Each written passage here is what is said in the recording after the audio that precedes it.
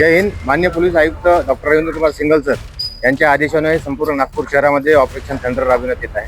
या operation थंडरमध्ये MD, गांजा आणि अंमली पदार्थ हे विकणारे, बाळगणारे किंवा खाणारे किंवा पिणारे यांच्या विरुद्ध कडक कारवाई करण्यात येत आहे. मागील या 29 नोव्हेंबरला NDPS पथक आणि पोलीस स्टेशन कपिलनगरच्या वतीने समीर या आरोपीवर 85 ग्राम एमडी सापडल्याने त्याच्यावर गुन्हा दाखल केलेला आहे. त्याचा भाऊ आणि त्याचे जे इतर साथीदार यांच्यावर गुन्हा दाखल आहे. आजपर्यंत ते PCR मध्ये होते.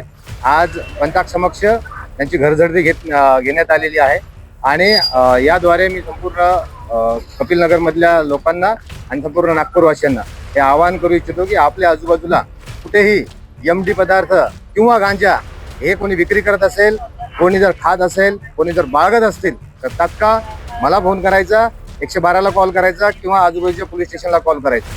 पूर्ण या आमच्या कामगार नगरमध्ये समीर हा रेकॉर्डवरचा गुन्हेगार आहे.